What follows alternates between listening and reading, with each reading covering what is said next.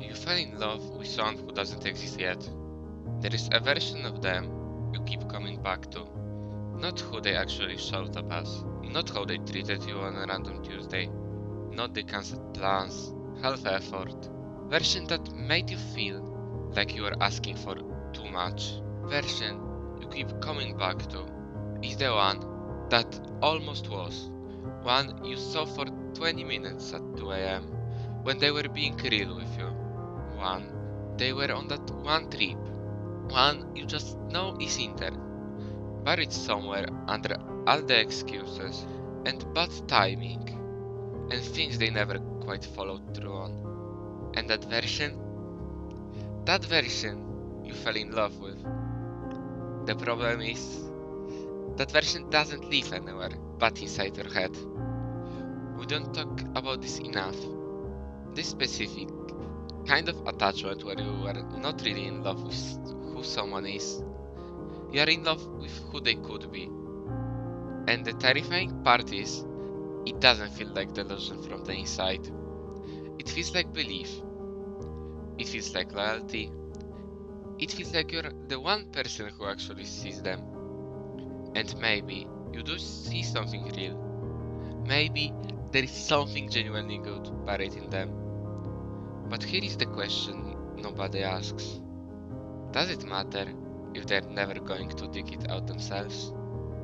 Think about the last person you stayed with longer than you should have. Chances are, it wasn't because they were treating you well. It was because every once in a while, they would give you a glimpse. A moment where they were exactly who you needed them to be. A conversation that reminded you why you started caring in the first place. One night that felt like proof. And that proof was enough to reset the clock. Enough to make you forget the last 3 weeks of feeling invisible. That's the addiction. Not to them. To the possibility of them. Here is what it actually looks like. Because most people don't recognize it while they are in it. You make excuses that are really just translations. They are just going through a lot right now. They have been going through a lot for 2 years, and you keep waiting for it to stop. They are not good at expressing emotions. They have never once made you feel fully seen, and you have accepted that as a permanent condition. I know what they are capable of. I have chosen the best version of one moment, and decided that's who they really are. You become an editor of the reality. You take the highlight reel and you crop out everything that doesn't fit the story. And you are not stupid for doing this. You are human. We are wired to see potential, to project future, to want to believe in people. But there is a difference between believing in someone and betting your piece on a version of them that doesn't exist yet. The reason it's so hard to live isn't because you are weak. It's because you have invested. Every conversation where you talk them through something. Every time you chose to stay when it would have been easier to walk. Every moment you explained yourself when you should have been defended. That's called sunk cost, and the brain does this cruel thing where it says, you've put in this much, you can't leave now. But that logic only makes sense if staying will pay off. And the honest question is, what evidence do you actually have that it will? Not hope, not gut feeling, not I just know. Evidence. Because hope without evidence isn't faith in them. It's fear of accepting what they have already shown you. There is something else going on too. Something a little harder to sit with. Sometimes we choose people with potential because somewhere inside us we don't believe we deserve someone who is already there. Someone who already communicates clearly, who already shows up, who doesn't need to be managed or decoded. A person who is just present, consistent, real.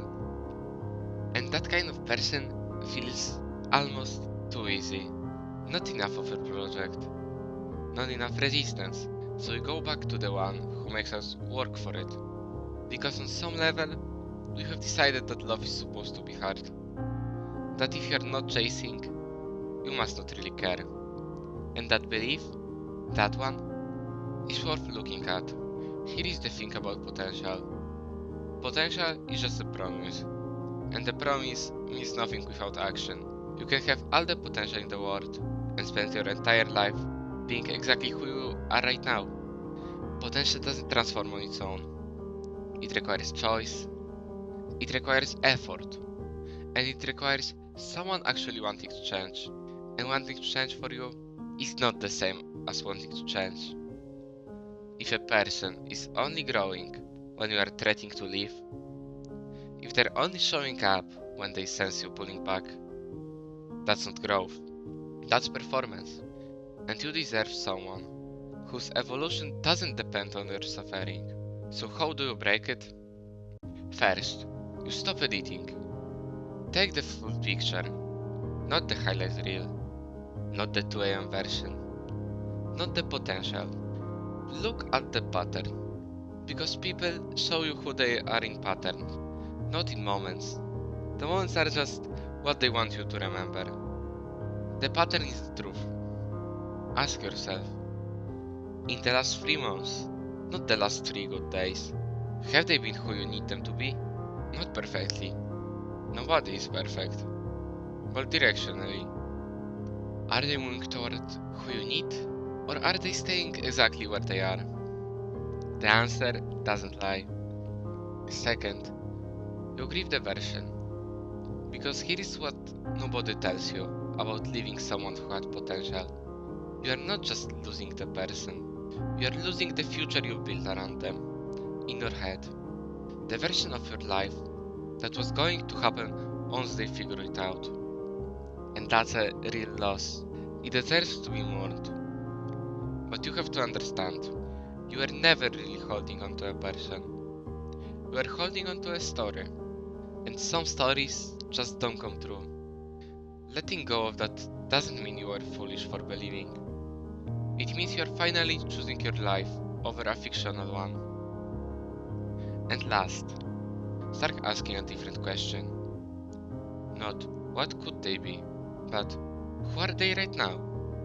And is that someone I actually want to be with?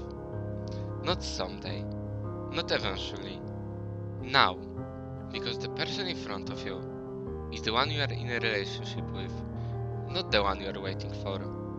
And if the answer is no, if who they are right now is not enough for you, that's not a reason to work harder. That's your answer. You are not a rehabilitation center. You are not someone's turning point. You are not responsible for unlocking the best version of a person who hasn't decided to find it themselves. You deserve someone who is already trying, already showing up, already choosing you. Not because you held on long enough, but because they wanted to.